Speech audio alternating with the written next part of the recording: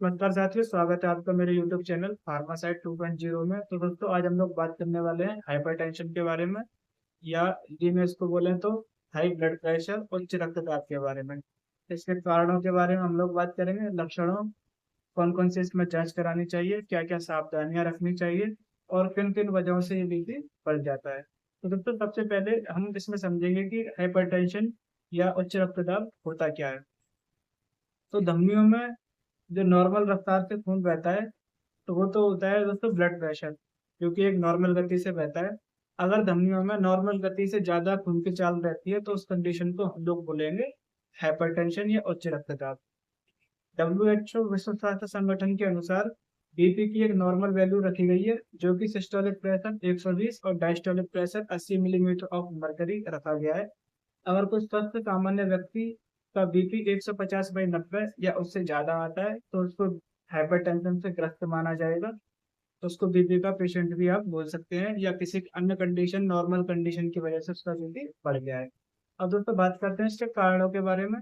किन किन कारणों की वजह से बीपी बढ़ जाता है?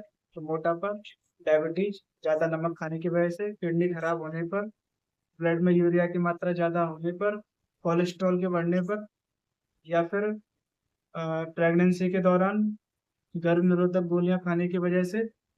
दोस्तों, इन सब कंडीशनों में बीपी बढ़ जाता है। अब लोग, कुछ ऐसी कंडीशनें भी होती हैं, जैसे कि मरीज तनाव में रहता है, चिंता ज्यादा करता है, भय में रहता है, तो ऐसी कंडीशनों में भी मरीज का बीपी बढ़ा रहता है।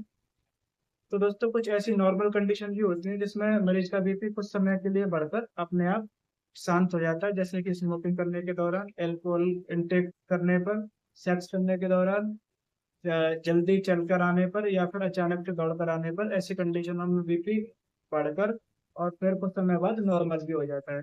आइए दोस्तों, बात करते हैं इसके लक्षणों के बारे में। इसके लक्षणों में सिर का दर्द सबसे मेन होता है, जो कि खोपड़ी के पीछे होता है। सीने में दर्द हो सकता है दोस्तों, जो कि दिल के दौरे का संकेत होता है।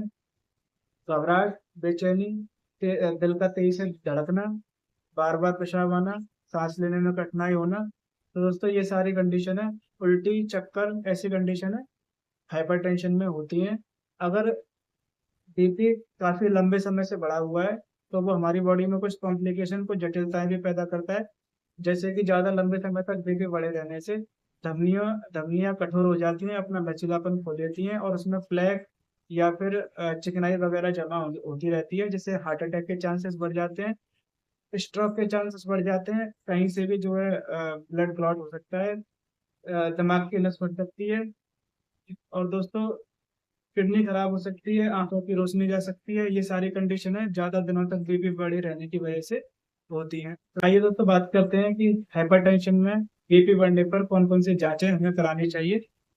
Blood urea, serum creatinine, serum potassium, और दोस्तों serum cholesterol, lipids, lipid profile होती है, वो करानी चाहिए। छाती का एक्सरे, और दोस्तों ईसीजी और यूरिन एनालिसिस। ये सारी जांचें हाइपरटेंशन के पेशेंट में करानी चाहिए। आइए दोस्तों, बात करते हैं इसके इलाज के बारे में। इसके इलाज में, अगर मरीज पहली बार उसका बीपी बढ़ा है, उसको पहली बार में दिक्कत हुई है, अगर कोई डिप्रेस व्यक्ति है, कोई चिंता तनाव भय के कारण उसका बीपी बढ़ा है, तो उसके लिए एल्ट्रॉक्स 0.25 mg की गोली रात को सोते समय लेनी चाहिए, 7 से 8 दिनों तक, जिससे उसका बीपी नॉर्मल हो जाएगा। अगर किसी का बीपी 140-80 आता है, तो उसको एम्लोबास 5 mg की गोली और एल्ब्रेक्स 0.25 mg गोली रात को सोते समय, और एम्लोबास 5 mg की गोली रोजाना सुबह नाश्ता करने से पहले खिलानी चाहिए। दोस्तों, अगर इन दवाइयों से ये बीपी कंट्रोल नहीं होता है और बार बार मरीज का बीपी 140 ही आ रहा है, तो ऐसे में हमें डबल कॉम्बिनेशन की दवाइयाँ लेनी चाहिए, जैसे कि अम्लोकाइंडेटिक, एक गोली रोजाना सुबह नाश्ता करने के बाद में। दूसरी कंडीशन आती है दोस्तों, अगर मरीज का बीपी 160/100 है, तो ऐसी कंडीशन में टेबलेट टेलमिकैंड 40 mg की एक गोली सुबह नाश्ता करने के बाद में लेनी चाहिए। अगर इससे मरीज का बीपी कम नहीं होता है, 7-8 दिन दवाई खाने के बावजूद भी मरीज का बीपी इतना ही रहता है, तो उसमें भी हमें डबल कॉम्बिनेशन की दवाई अप्लाई करनी चाहिए, जैसे कि टेलमिसर्टान एच।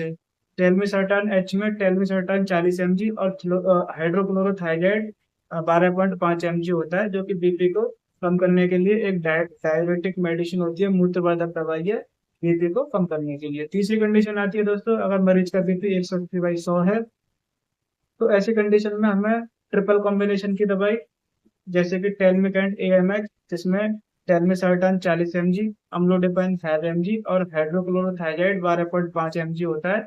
ये तीनों कंडीशन, ये ट्रिपल मेडिसिन जो होती हैं, ऐसे बीपी को कंट्रोल करने में माहिर होती हैं।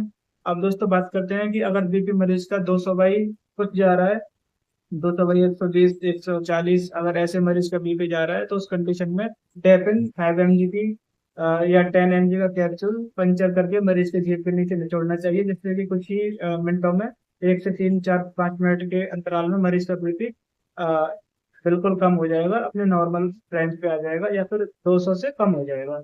अगर दोस्तों फिर भी मरीज का बीपी बढ़ा हुआ रहता है और इसको अदर कॉम्प्लिकेशन जैसे कि चेस्ट पेन और जबड़े का दर्द या फिर उल्टी होना, उसको पसीने ज्यादा आ रहे हैं, तो ऐसी कंडीशन के पेशेंट को हॉस्पिटल के लिए रेफर करना चाहिए, क्योंकि इसमें हार्ट अटैक के चांसेस ज्यादा होते हैं।